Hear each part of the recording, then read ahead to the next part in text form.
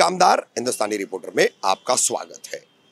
23 नवंबर को विधानसभा चुनाव के नतीजे घोषित हुए मुमरा कलवा विधानसभा चुनाव क्षेत्र में। जिस तरह से खासकर मुमरा कौसा में महाविकास आघाड़ी, इंडिया अलायंस और 3 बार के विधायक रह चुके जितेंद्र आव्हाड, इन्हें मुमरा कौसा के लोगों ने जो वोट दिया, जिस तरीके से उनके पक्ष में एक बड़ी मजबूत लहर दिखाई दी, उस पर राष्ट्रवादी कांग्रेस पार्टी, अजीत पवार गुट यानी महायुति की एक साथी पार्टी, इसकी तरफ से एक प्रेस कॉन्फ्रेंस ली इनके एक पदाधिकारी अब्दुल अजीज शेख उर्फ बाटा ने। अब अब्दुल अजीज शेख बाटा ने कहा कि नजीब मुल्ला जैसे व्यक्ति को छोड़ करके फिर से जितेंद्र आव्हाड को जिताने वाली गलती की है मुमरा वालों ने। जाहिल समझता हूँ मैं ऐसे लोगों को, ऐसे लोगों ने जहालत की है। उलमाओं ने जो तायद की थी उनको जाहिल कहा गया, वोटरों को जाहिल कहा गया अब्दुल अजीज शेख उर्फ बाटा द्वारा।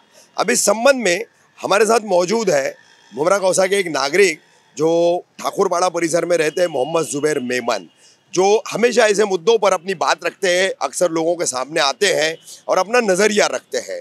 और वो काफ़ी आहत हुए हैं अब्दुल अजीज शेख उर्फ बाटा की इन बातों से, और इस पर वो कुछ अपनी बात रखना चाहते हैं। तो हम जुबैर मेमन साहब से बात करेंगे। जुबैर भाई, क्या कहना चाहेंगे? आप देख रहे हैं।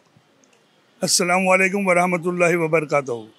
मैं हरगिज़ इंटरव्यू देने के लिए नहीं आता, लेकिन जैसे ही मैंने वो कॉन्फ्रेंस के अंदर देखा कि उन्होंने कहा कि जितनी भी समझदार पढ़ी लिखी आवाम थी उन्होंने हमको वोट दिया, और जितनी भी जाहिल आवाम थी, अनपढ़ आवाम थी, उन्होंने जितेंद्र आव्हाड को वोट किया।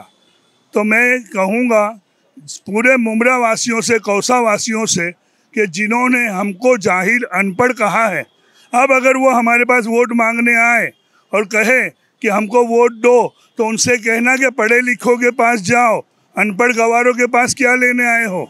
ये बात अब मुमरा वासियों को खुलकर कहनी पड़ेगी।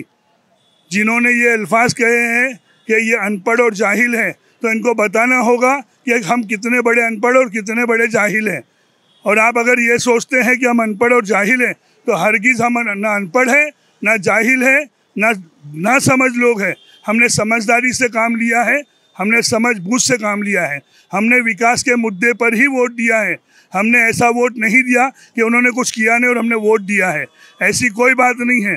और ना हमने उनसे कुछ खाया पिया है कि हमारे को बदहजमी हो जाए। हमने समझदारी का एक मुजाहिरा किया है और अपने कहा कि वो टोरेंट का टीवी नहीं हटा सकते। और तुमने ये भी कहा है कि हम अब सत्ता में हैं, 40-41 सीटों से हम विजयी होकर आए हैं। तो आप अगर मुमरा कौसा के लिए भलाई सोचते हो, भलाई चाहते हो, तो टोरेंट को हटा दो। सत्ता में आप लोग आ गए हो, आप विजयी हो, 40-41 सीटों से जीते हो, तो टोरेंट को आप लोग हटा दो। हम कहेंगे कि हाँ, जो काम आव्हाड ने नहीं किया वो आपने करके दिखाया, फिर हम आपके साथ भी आने के लिए तैयार हो जाएंगे। पहले आप हटा के तो दिखाओ, जो आव्हाड नहीं कर सकता वो आप करके दिखाओ। और आपको उलमा इकराम जो आपके साथ नहीं आए, जो आपकी कुर्सियों पर बैठे थे, आपके स्टेज पर थे, तो वो लोग तो समझदार उलमा थे, वो अच्छे उलमा थे। और जो लोग आपके साथ नहीं आए और आव्हाड साहब के साथ चले गए, तो उन्होंने फितना किया, उन्होंने फसाद किया। तो आप उनके घरों पर भेजेंगे टोरेंट के बिल लेकर कि वो लोग टोरेंट के बिल भरें? हरगिज़ ऐसा नहीं था। मेहरबानी करें, आप मुमरा की, कौसा की आवाम को अनपढ़ और जाहिल कतई ना समझे। समझदार है, पढ़ी लिखी है, एजुकेटेड है और आपसे बेहतर समझती है कि उनको क्या करना है और क्या नहीं करना है। तो इंशाल्लाह अब अप्रैल के अंदर आपको ये आवाम दिखाएगी। 1 लाख आवाम ने जो आव्हाड साहब को वोट ज़्यादा दिया है और उनको विजय किया है, तो वही 1 लाख आवाम इंशाल्लाह आपको अप्रैल में भी दिखाएगी। जब क्या है अप्रैल में? क्या है अप्रैल के अंदर? नगर सेवक का जो इलेक्शन आ रहा है। और जब आप लोग आओगे वहाँ पर वोट मांगने के लिए, तो समझ कर आना कि आप अनपढ़ और जाहिल लोगों से वोट मांगने जा रहे हो, जो आपको हरगिज़ वोट नहीं देंगे इंशाल्लाह। ये फिर से आपको एक शिकस्त का सामना करना पड़ेगा।